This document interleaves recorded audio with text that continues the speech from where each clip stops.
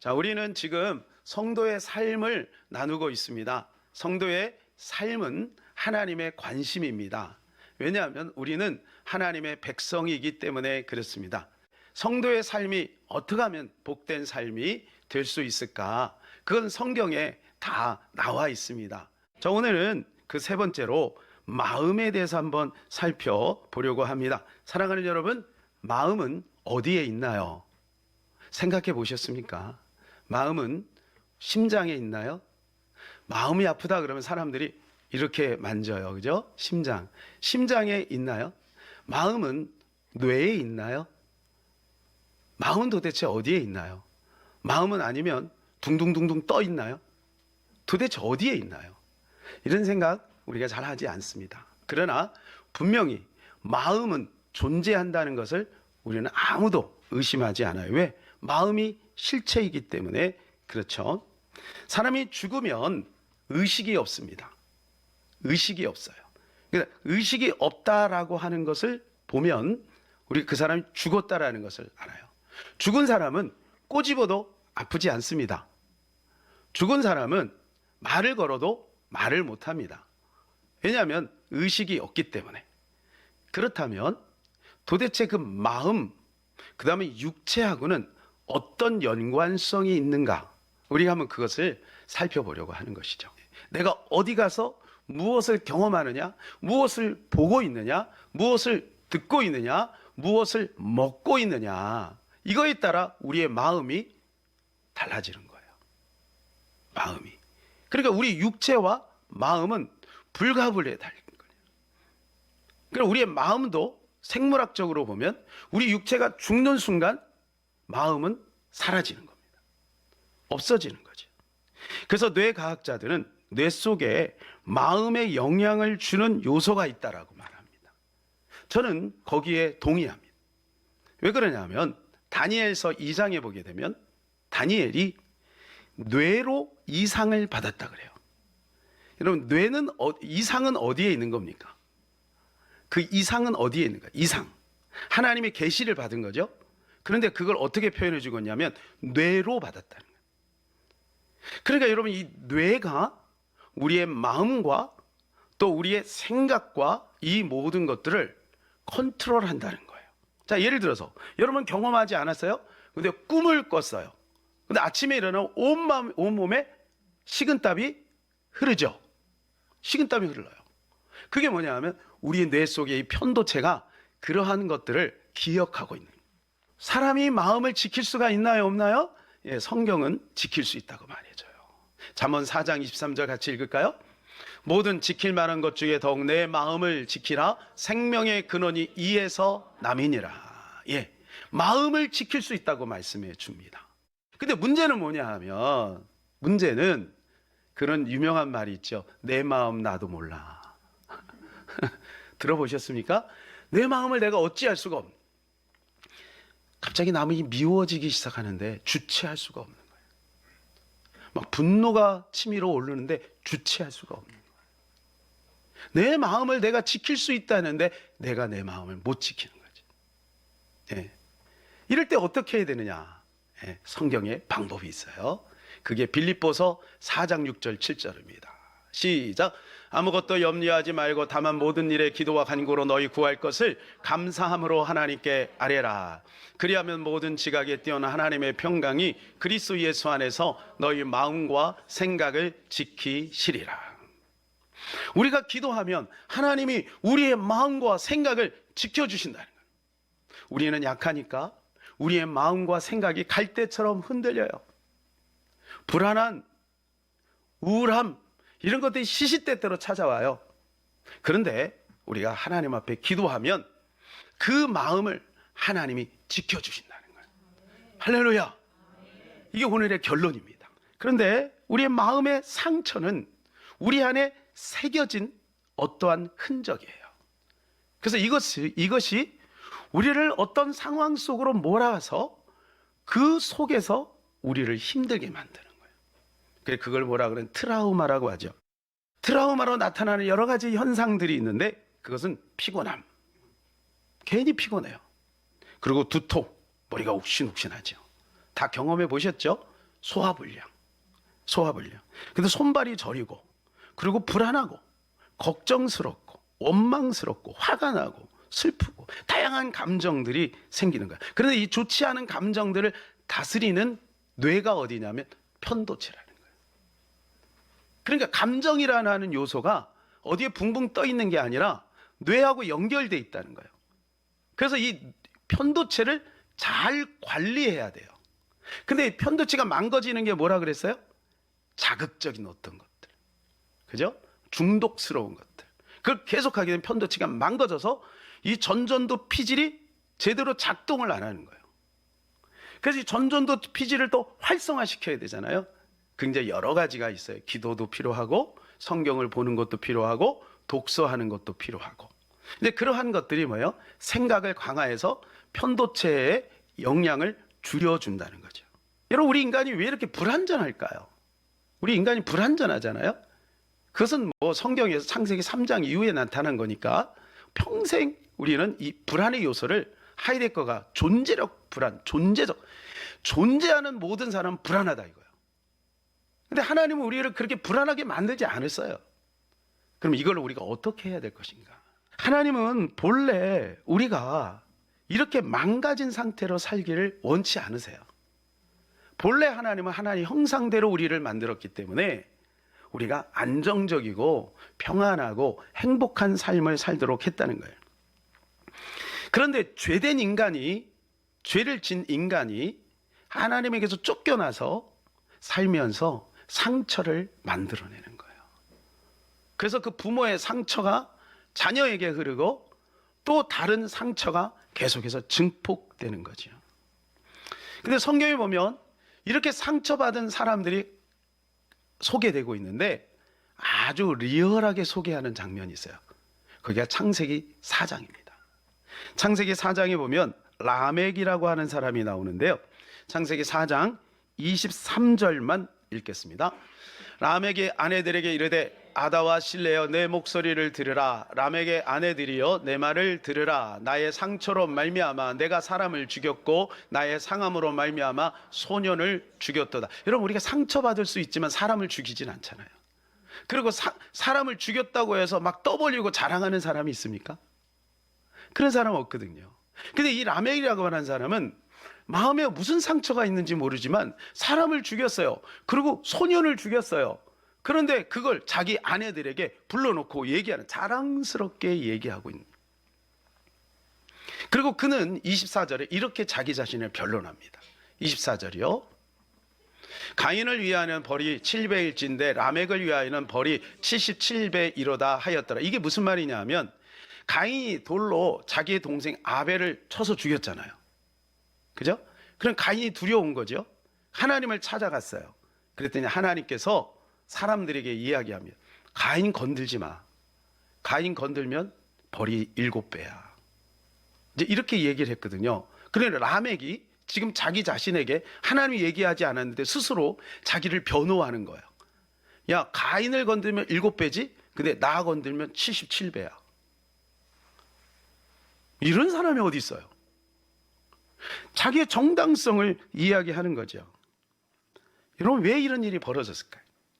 가인이 상처를 받고 동생을 죽인 그 죄의 흔적들이 그 가인의 후예 가운데 라멕이라는 사람에 가서 10배로 늘어나는 거예요.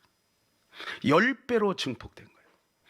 지금 세상이 이렇게 살기가 좋고 문화가 또 과학 문명이 이렇게 좋아졌지만 사람들의 상처는 점점 더 황폐해집니다. 그래서 가끔 들려오는 그 소식들을 들으면 얼마나 끔찍한 그러한 일들이 많습니까? 상처받은 자가 힘이 있으면 다른 사람에게 더 많은 상처를 줍니다. 이런 사람의 특징은 자기 중심적 해석을 하기 때문에 그래요. 그래서 이런 사람은요, 자기 때문에 누가 죽어도요, 눈 하나 깜짝하지 않습니다. 그리고 자기 정당성을 변호합니다. 이런 사람에게 돈이나 권력이 있으면요, 위험합니다. 라멕을 보세요. 라멕의 가정은요, 명문가입니다. 어떻게 보면 세상 사람들이 볼 때는. 라멕에는 세 아들이 있어요. 야발, 유발, 그 다음에 두발 가인. 야발은 누구냐 하면 목축 치는 자의 조상이에요. 유발은 누구냐면 풍수를 부는 자의 조상이에요. 그리고 두발가인은 뭐냐면 철공업의 조상이에요. 그러니까 경제계, 예술계 탁월한 사람들이 이 라멕의 가정에 시조했다는 거예요. 얼마나 대단해요. 그런데요, 그 마음의 상처를 관리를 못하는 거예요. 이 상처 때문에 사람들을 막 죽이는 거죠. 여러분, 상처가 악취가 되는 사람이 있고 상처가 훈장이 되는 사람이 있습니다. 이 라멕은 상처가 악취가 되었어요. 그런데 상처가 훈장이 된 사람이 있어요. 뭐 많이 있지만 그 중에 대표적으로 신약의 삭개오가 있습니다. 삭개오. 이 삭개오는요, 유대인이고 세리장입니다. 그때 당시 세리만 해도 대단합니다. 그 권세, 그 명예 대단하죠. 그리고 그때 당시 부자가 흔치 않았는데 이 삭개오는 부자였어요. 세리장이요, 그리고 부자요, 대단하죠. 그런데 삭개오에게 핸디캡이 있어요. 그 뭐냐면 키가 작다는 거예요. 학자들이 하면 그 키가 얼마나 작으냐면 150 이하래요. 혹시 여기 150 이하 없으시잖아요. 어른이 됐는데 키가 너무 작아. 그러니까 이게 늘 핸디캡이에요. 그러니까 이걸 가지고 어떻게 했냐면요, 자기 백성들의 세금을 막 걷어들여갖고 착복하는 거예요. 점점 돈의 욕심, 점점 권력의 욕심을 막 증폭시키는 거예요. 그러니까 주변에 있는 사람들이 이 삭개오 때문에 힘든 거예요. 그런데 어느 날 이 삭개오가 예수님을 만나요. 근데 이 예수님을 만나는데 이 삭개오가 가지고 있는 핸디캡이 예수님의 눈에 띄게 된 거예요. 예수님이 그 마을에 이렇게 지나갑니다. 그러니까 대부분 사람들은 와, 그 유명한 예수님이야. 야, 예수님. 그러면서 이렇게 볼 거 아니에요, 서로. 앞에 있는 사람이 그냥 보기에 뒤에 있는 사람. 근데 삭개오는 아무리 보려고도 안 보여. 남의 엉덩이만 보이는 거예요. 그러니까 어떻게 하냐면, 안 되겠다. 내가 예수님을 꼭 만나야 되겠다. 이런 절실함을 가지고 뽕나무로 올라간 거예요. 주님은 그걸 지켜보신 거예요. 그래서 누가복음 19장 5절에 보니까 이렇게 말씀해 주고 있습니다. 예수께서 그곳에 이르사 쳐다보시고 이르시되 삭개오야 속히 내려오라. 내가 오늘 내 집에 유하여야 하겠다 하시니. 예수님이 보신 거예요. 누구를요? 삭개오를요. 뽕나무에 올라가 있는 삭개오. 왜? 특이하잖아. 특이하지 않아요? 남들은 다 바닥에 이렇게 왔다 갔다 하면서 예수님 보는데 뽕나무 위로 올라갔어요. 여러분, 이 절실함이 우리에게 있기를 바랍니다. 나 여호와는 능력의 하나님이니 전심으로 여호와를 향하는 자에게 능력을 베푸신다. 우리가 전심으로 주님을 바라보면 하나님이 우리에게 이러한 능력을 베풀어 주실 줄로 믿습니다. 삭개오가 그를 초청합니다. 자기 집에 초청했어요. 그래서 너무 감사해서 삭개오가 이렇게 고백을 합니다. 예수님, 내 소유의 절반이라도 가난한 자에게 주겠습니다. 절반을 가난한 자에게 주겠습니다. 그리고 혹시 제가 남들의 것을 토색한 일이 있다면 4배를 갚겠습니다. 마음의 변화예요. 그렇게 돈 하던 삭개오가 자기가 가지고 있는 그 모든 돈을 다 이렇게 선한 데 사용하겠다는 거예요. 마음의 변화. 마음의 변화가 없는데 어떻게 이렇게 하겠어요? 마음이 새로워진 거예요. 사랑하는 여러분, 우리가 예수님을 만나면 우리의 마음이 새로워지게 되는 것입니다. 마음이 새로운 마음이 생기는 거예요. 이건 놀라운 거예요. 그에게는 기적이에요.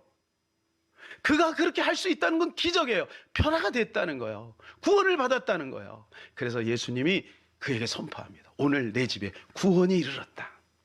구원이 이르렀다. 그리고 얘들아, 삭개오가 아브라함의 후손이로다. 원래 삭개오는 아브라함의 후손이에요. 혈통적으로 아브라함의 후손이에요.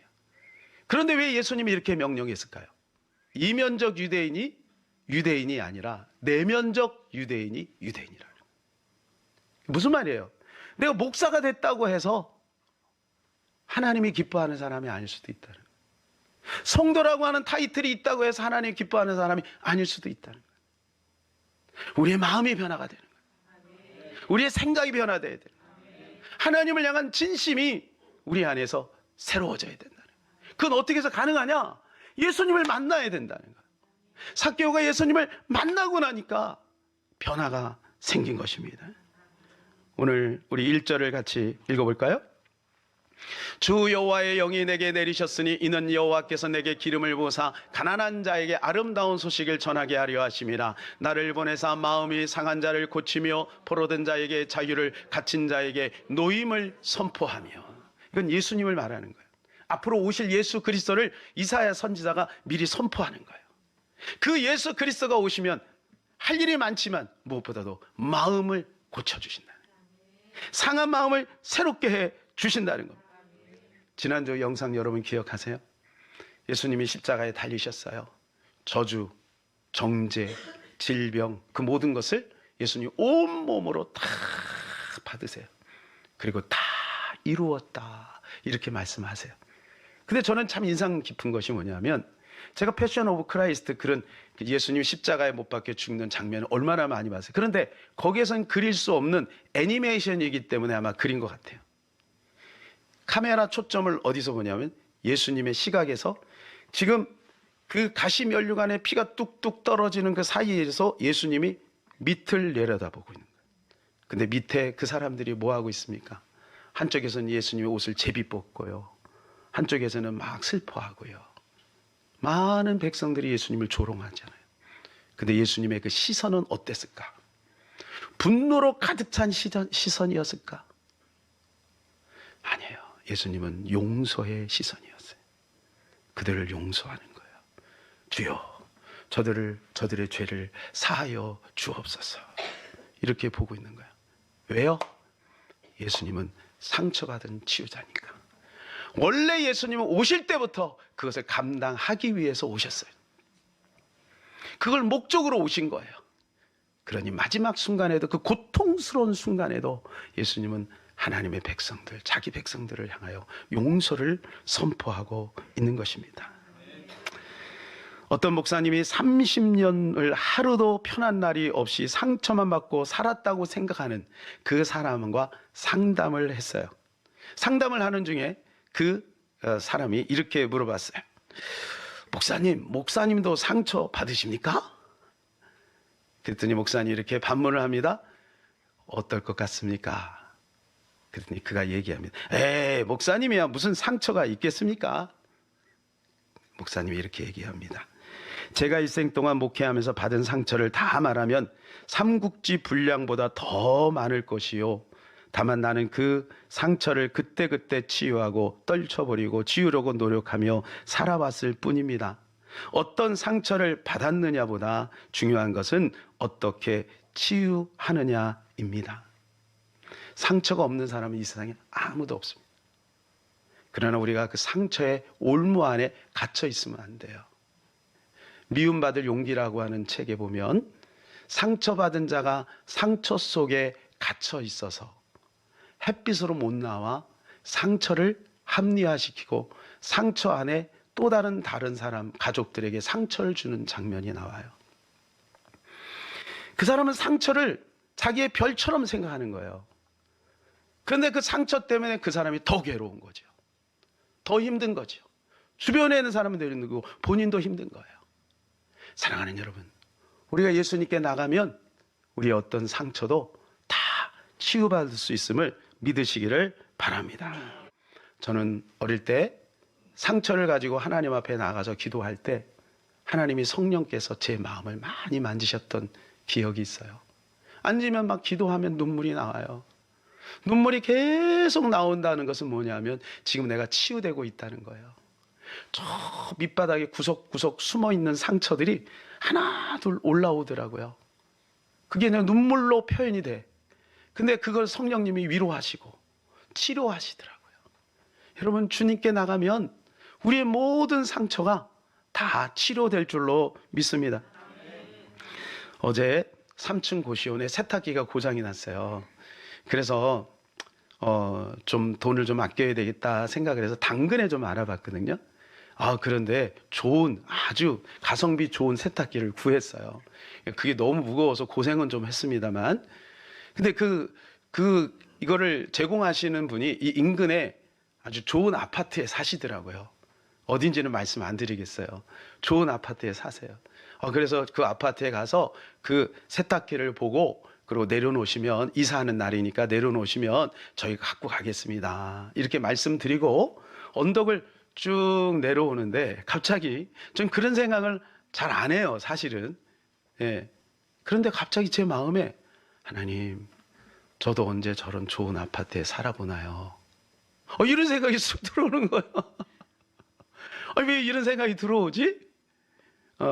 내가 나이가 먹었나 보다, 뭐 이런 생각이 들면서 하는데, 우리 성도님 중에 집이 없는 분들이 생각이 났어요. 하나님, 올해는 우리 성도님들 집을 좀 주시면 좋겠어요. 이제 이런 마음을 가지고 왔어요. 이제 교육자 회의를 준비하면서 이제 오늘 말씀을 이제 암송을 한 거죠. 오늘 말씀이 뭐예요? 그가 찔림은 우리의 허물 때문이요, 그가 상함은 우리의 죄악 때문이라. 그가 징계를 받음으로 우리는 평화를 누리고 그가 채찍에 맞음으로 우리는 나음을 받았도다. 노란색으로 되어 있는 것들, 저게 눈에 쏙쏙 들어오는 거예요. 주님이 찔리고 상하고 징계를 받고 채찍에 맞았는데 목사가 그런 생각을 해? 제가 너무 하나님 앞에 죄송스러워. 그러고 막 눈물이 터져버렸어요. 그리고 막 회개가 났어요. 혼자 막 울었어요. 하나님 죄송합니다. 아니, 주님은 영혼 때문에 이렇게 찔리고 상하고 징계를 받고 채찍에 맞았는데 잠시지만 왜 내 마음에 이런 마음이 들었을까요? 하면서 하나님 앞에 막 이렇게 회개를 했습니다. 여러분, 저는 집 얘기를 하는 게 아니에요. 우리가 살다 보면 여러 가지 부러움도 있고요, 또 마음의 상처 때문에 힘들어하는 것들이 있어요. 그거 가지고 우리가 주님 앞에 나가시기를 바랍니다. 십자가 앞에 나가면요, 십자가 안에서 주시는 평안이 그러한 것들이 오는 기쁨보다 훨씬 커요. 그 깊이가 더 깊어요. 그 안에 나가시기를 바랍니다. 그럼 우리는 지금보다 훨씬 더 자유롭고 또 기쁨 속에서 승리하며 살아가게 될 줄로 믿습니다. 오늘 2절에 보면 여호와의 은혜의 해가 있다 그래요. 그것이 바로 2000년 전에만 있는 게 아니고 지금도 있어요. 우리에게 하나님의 은혜의 해가 있어요. 그리고 3절이 오늘 결론입니다. 우리 다 같이 3절 읽어볼까요? 무릇 시온에서 슬퍼하는 자에게 화관을 주어 그 죄를 대신하며 기쁨의 기름으로 그 슬픔을 대신하며 찬송의 옷으로 그 근심을 대신하시고 그들이 의의 나무 곧 여호와께서 심으신 그 영광을 나타낼 자라 일컬음을 받게 하려 하심이라. 누가요? 예수님이 그렇게 하신다는 거예요. 예수님이 슬퍼하는 자에게 화관을 준다는 거예요. 그 죄를 대신한다는 거예요. 그 죄를. 그리고 그 슬픔을 대신한다는 거예요. 그리고 그 근심을 대신하는, 대신자가 3번 있어요. 대신. 모든 저주와 고통과 아픔과 눈물과 슬픔과 그 모든 것을 주님이 대신 지시고 우리에게는 뭐예요? 기쁨을 주시는 거예요. 찬송의 옷을 주시는 거예요. 영광으로 입혀주신다는 거예요. 여러분, 그게 주님의 은혜인 것입니다. 오늘 그 주님을 만나시기를 축복합니다.